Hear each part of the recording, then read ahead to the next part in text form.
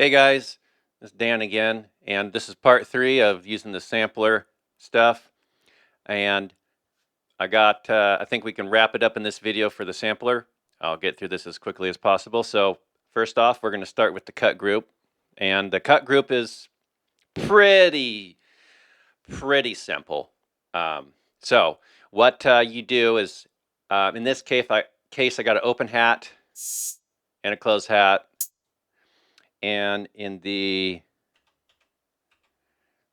piano roll here, this is the closed hat. This is open hat. So I'm going to play it, and you'll hear what the effect has, and then I'll show you how it's done.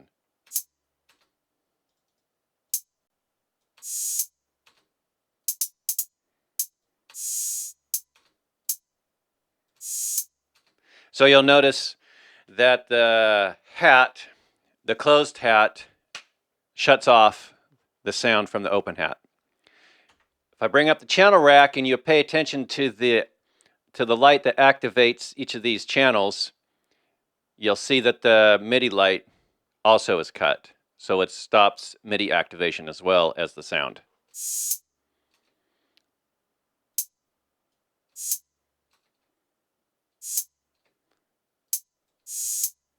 So you notice, so it controls MIDI and audio.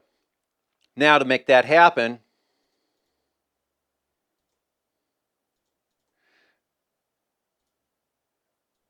there it goes. What you do is you got your closed hat on this sampler. So you go to the group and you cut channel 1. And these channels are specific to the samplers. So you can have as many samplers as you want. If you tell one of them to cut channel 1, whenever it activates, it will cut channel 1 through all the samplers. On the samplers that you want channel 1 to cut, you go down the buy button and you select the channel that you're cutting with the other sampler. So in this case, it's channel 1. So every time the closed hat activates, it shuts the sound and MIDI control off to this sampler that is you're instructing to be cut by channel 1. That's pretty much how that works. One more thing to show, there's the cut self, but I need a longer channel, a longer sample that is, to show you how that works. So I've got something that just a vocal I recorded. I'm going to do another recording and check the bass. Check the bass. So I went ahead, you go to the miscellaneous tab here, and you do cut self, and it just chooses a random channel, but both the channels are the same. So it cuts itself when it plays. But so you play a note if you've got that sampler activated or focused, which happens whenever you just click on the sampler itself. And if I hit a key, C5, it'll just play. And I'll demonstrate actually what it will do without the cut itself activated. So if I just press the key and then press it again, you get this effect. I'm going to do another recording. And check the bass. Check the bass. Check the bass. Check the bass. So it's playing twice. It's playing twice, right? So when you do the cut self, now I can hit it and hit it again, and it will cut the first activation so that it doesn't keep playing to the end of the sample. I'm going to do another recording. I'm going to do another recording and check the bass. Check. So that's what cut self does. All right, on to the next thing. Let's see, we use this guy. That's just a sound again that I recorded. So I got an echo delay thing going on. First we'll start off with the arpeggiator. So I just wanted to run through it real quick because just in case somebody might not know what's going on. So this, it starts out with auto, and then there's on range 1, and it still won't do anything, even if you turn the up arrow, activate the up arrow. Well, it does, but it just repeats. It doesn't do anything, It doesn't ARP around or anything. It just, repeats the same note. So there's all kinds of different scales that this will play. So in this case, we'll just use the major for that, for the purposes of demonstration. And then you can keep the range at 1, and it does, I think, an octave. Oh, looks like a 7 chord. Yeah. So, well, I'm not sure if it's doing a 7 chord actually, but it's playing all of the major notes for the C major scale. Except for not all of them. It's a major third. Looks like it's hitting E.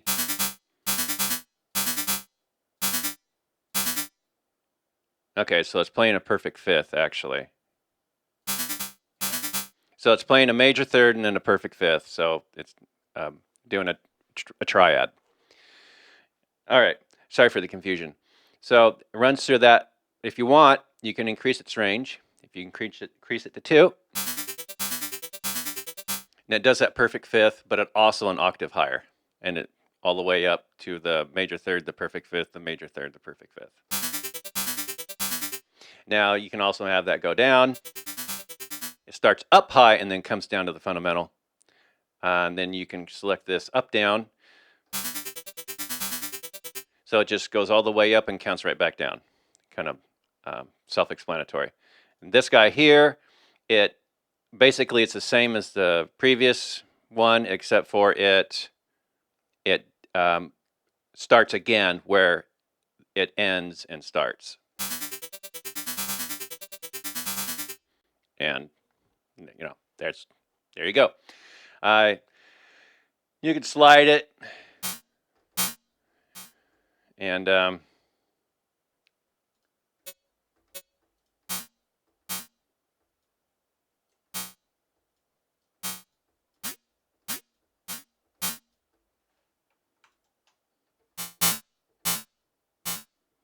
guess it's there's probably more to that than what I was prepared to explain, but anyway, you can mess with what the effects of that has on it. I might have done better to do my due diligence and figure out how to use that better, but it the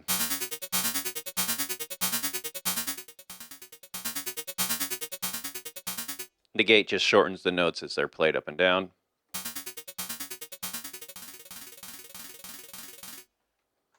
And this guy just dictates how fast it plays. If it so I believe it is on tempo. If you alt left click, it's at the tempo of the song. Kind of loud. I don't know. Loud to me anyways. And then if you notice the color of this, of the knob, you'll notice that it changes colors, and when it does so, that's showing you, I think, like halftime, basically the major fractions for the tempo, so you can kind of keep it in time. You could just make it double time, basically, if you go down to half. So if we go down, and now it's darker, now it's lighter.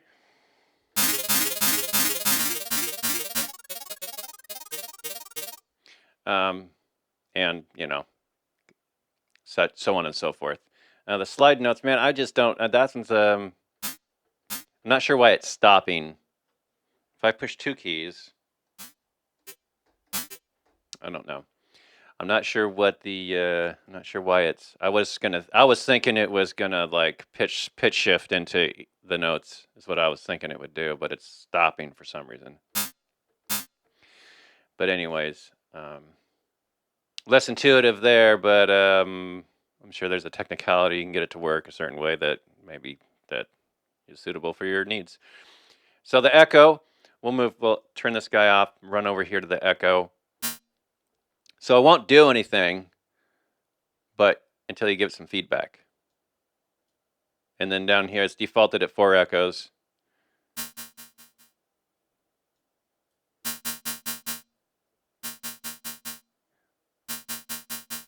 So the first one doesn't count. It's 4 echoes, so it's 5 total sounds. 1, 2, 3, 4, 5. So I can increase this feed way up, but it doesn't really give me any more echoes. Reduce it back down. It basically works on fading or releasing, how the release works on when you first activate it, so you can get a fade effect right. And then so number of echoes here. Increase the release time is basically what feedback is. Panning, self-explanatory. X and Y actually control the filter in the filter window. I got a low pass. Run this guy down. And then the mod Y is actually just pretty much the resonance.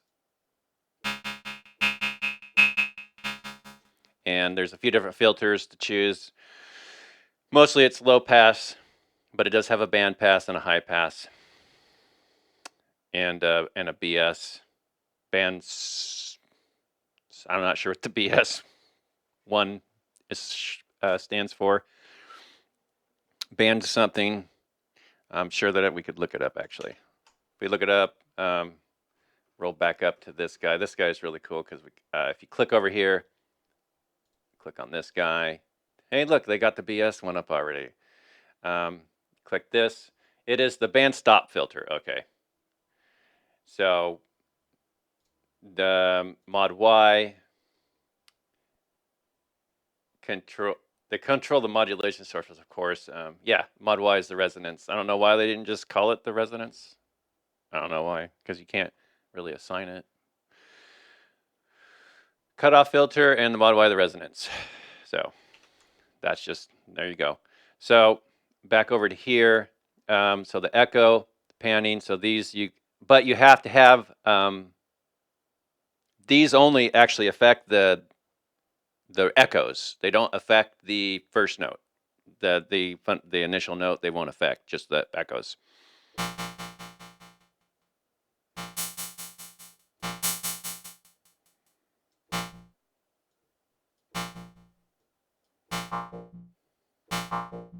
And then you can do the pitch. That pitch will affect the echoes. And then you got the time to which everything is allowed to occur within. Or, sorry, that's what the feedback does. This does the how fast the echoes happen.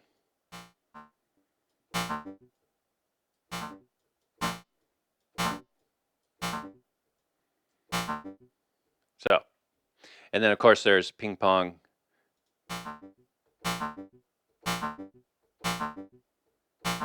But it's not really stereo, but if you use the pan, then you get your ping pong. That's the part that's not so intuitive. If you've messed around with the ping pong and it's like it's not doing anything, it's because you got to pan it. Then it'll work. Fat mode, I guess, is like well, it's saying unison, so I guess it's kind of like adding voices to the echoes.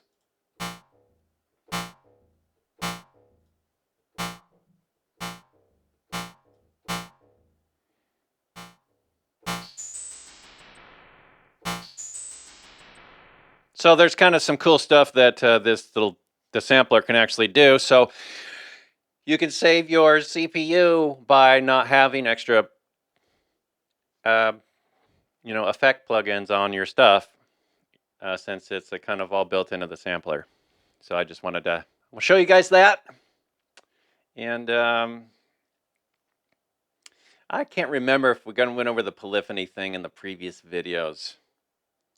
I don't remember if I did.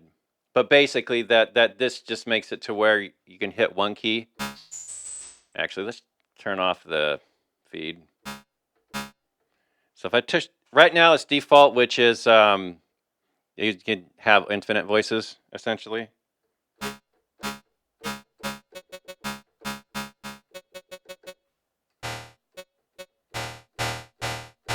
Kind of.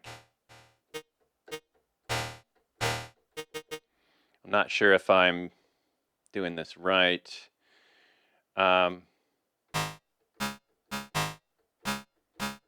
But you can tell at one, it's not wanting to stay on the 1, 2, 3.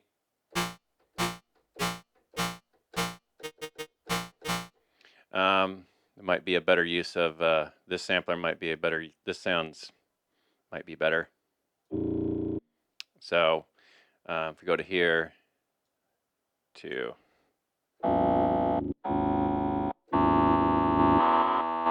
see, as soon as I hit a third one, it took away the first. If we go down to the infinite, so it'll play however many. If you portamento it, I think I might have went over it though.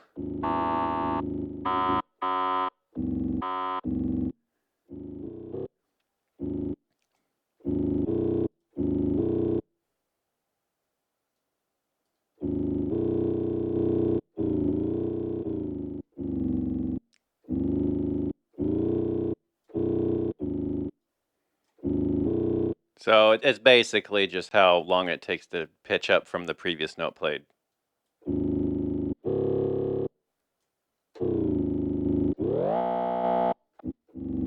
So it'd be easier to, if you have it on the lower settings, you'd have be more apparent if you played a really low note and then a really high one. But it's too low of a setting anyways there. Let's try this guy. Doesn't seem like it works at all. Look at that, it lit up. I'm not sure what this, maybe it's a,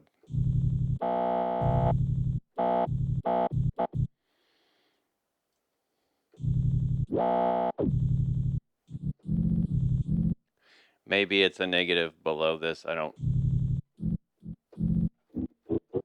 trying to figure it out on the fly here, but. So anyway, you got to have the knob up to really have some effect. Monophonic. So then it bypasses this guy. Nope, it don't.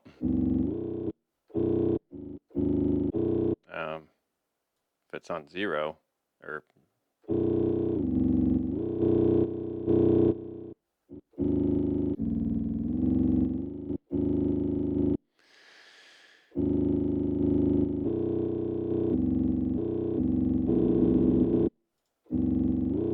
okay, so it's only allows one note to be played at a time. Even though I have the other ones held down, when it's in the default mode, we give it a number, it just overrides it. Okay, so whenever this is on, this is just overridden completely. And then if we put portamento on while mono's on, we get the same effect really. Except for we can hold the key down and it will still, it'll act like we're releasing the key.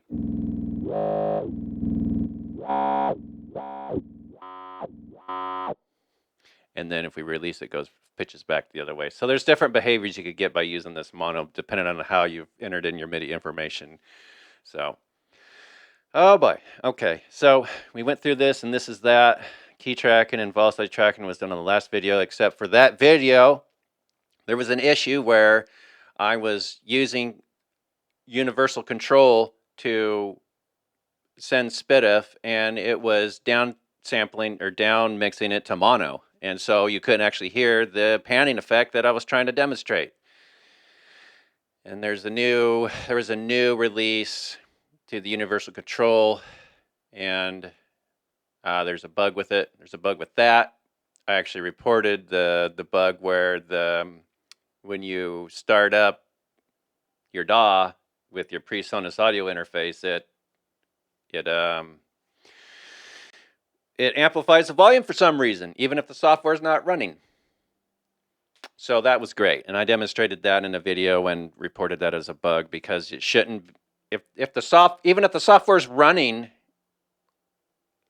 on default, it shouldn't be increasing the SPDIF volume on its own. It's like you have to turn everything on and bypass the mixer to get it to not increase the volume, and otherwise it does. But anyway, I'm getting off subject here. So, anyways, that's kind of what that is. And then the last area I wanted to touch on was I kind of did touch on the ADSR envelope already. And anyways, I've kind of shown you what the mod X already does. And then, so anyways, there's an LFO in here too, and this LFO controls the mod X guy.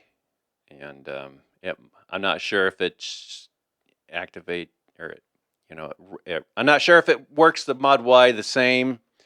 It's hard to tell specifically, but I know it does the X. So if we increase the amount on this guy,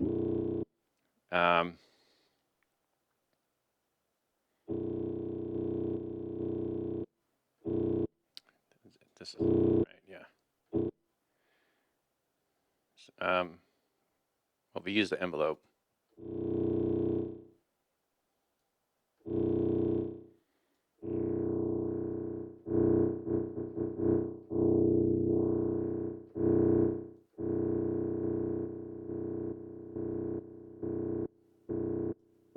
So that's what a square wave does, basically on and then all the way down, all the way up, all the way down if you have the amount all the way up. Might be better to use a sine wave. So you can select between the sine wave and the triangle and the square. Simple but effective.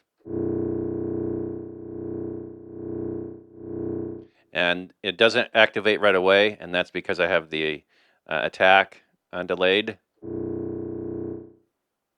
If we reduce the attack, then we can have that LFO start right away. And then additionally, you can just straight delay the effect. That way it doesn't ease in. It'll delay and then immediately to full effect.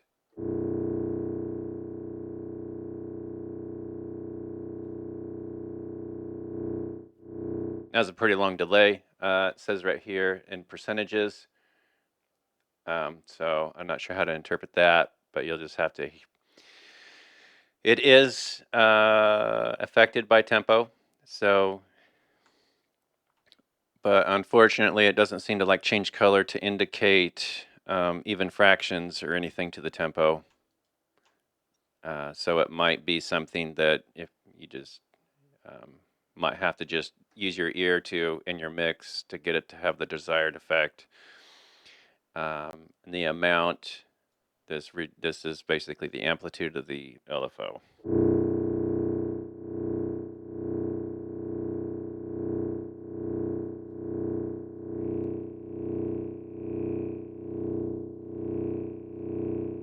So it doesn't seem like the LFO affects the mod Y, but it affects the mod X.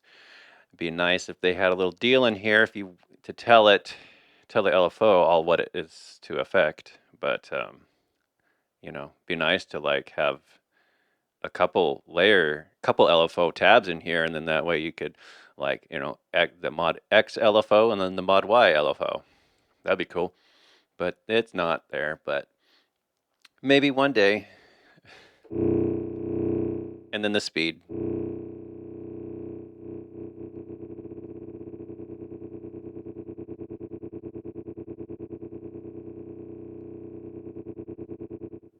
And then I don't know if it reacts, if you have less of an amount affecting the mod X, then it would matter where this is. But if it's on max amplitude,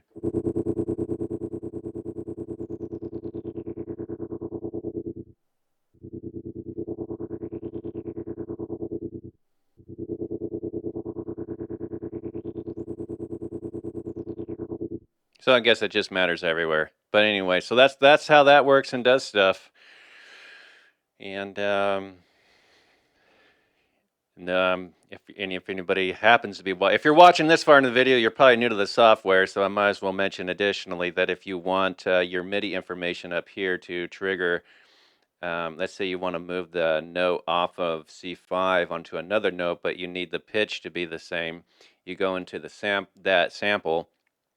You go in the sampler window and it's either of these two tabs. You got the keyboard down here, and so you can just right click, and then you can bring the fundamental down to an octave, or you can bring it to, if you just want to use that note directly below, you can make it that note, right click on it, and then whenever you hit that note, it will be the fundamental tone. So you don't have to worry about pitching up and down your samples if you don't want to, but still have your MIDI in the same clip so you can see all the different MIDI notes and whatnot. And additionally as well, there's another trick where if you're using slide notes and you're using octave notes, so you got, you know, a C, C4 and a C5 playing the same VST or instrument or whatever, and you want those two notes to slide up to, let's say, you know, whatever, a G4, or yeah, G4 and a G5.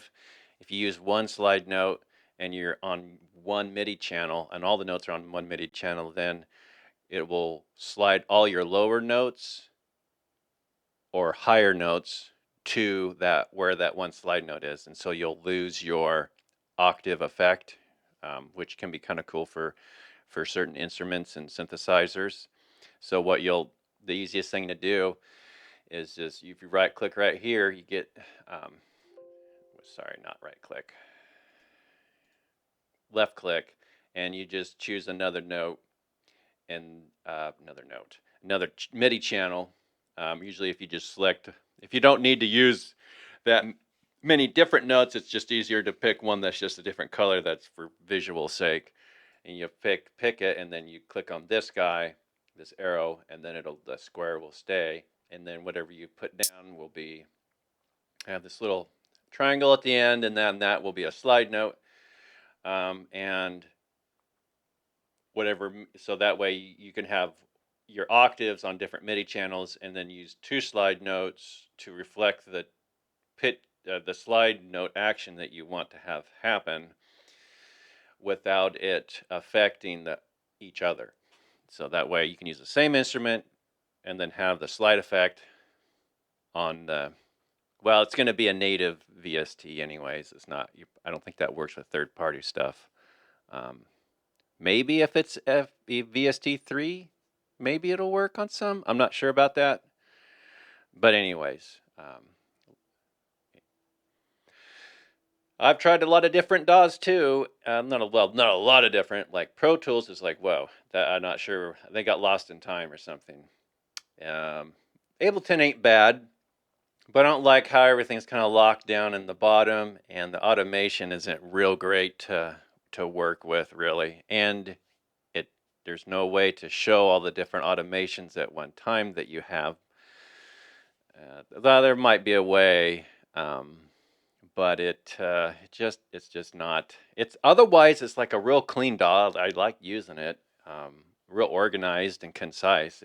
You know, in that regard, it was great, but it just, for visual and arrangement sakes, it wasn't really the greatest. Pro Tools is all right, but you had to have, the problem with it is like with automation and MIDI, like you had to have like multiple multiple bars or tracks for like MIDI information, and so you get like, I think the same thing with Reaper. It would just, you had to, like, stuff showed itself more than it needed to have things. I don't know. It just, FL Studio, everything is just like separated, and you can organize and have it how you want it and need it. And anyway, I'll do a video on the automation and the new stuff that they got with the automation window, and I've done some videos on it, but like automation is like a huge part of making music, especially electronic music, and it's just writing in parameters, and it makes it super easy. So anyway, you guys, thanks for watching this if you did, and Throw it a like if you made it this far. Please throw it a like if you made it this far. I mean, come on, goodness, that's might be appreciated. And yeah, so y'all have a good one.